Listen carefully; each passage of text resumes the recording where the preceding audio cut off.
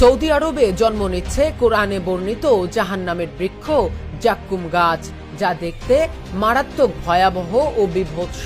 পবিত্র আল কোরআনের সূরা আল ওয়াকিয়ার 52 নম্বর আয়াতে বলা হয়েছে, এই গাছের ফল হবে জাহান্নামবাসীদের জন্য খাদ্যস্বরূপ।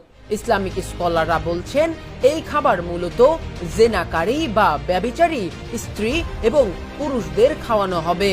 তথ্য বলছে, মধ্যপ্রাচ্যের কিছু কিছু অঞ্চলে এই ফল জন্ম নিচ্ছে, যদিও ইসলামিক স্কলাররা বলছেন এটি জাহান্নামের ফল হওয়ায় দুনিয়ায় এটির অস্তিত্ব স্বাভাবিক নয়।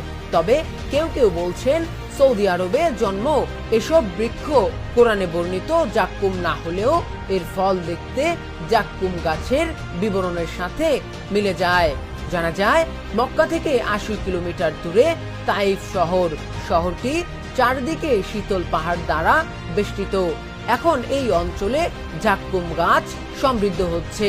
এটি প্রচুর বড় বড় তীক্ষ্ণ কাঁটাযুক্ত একটি গাছ।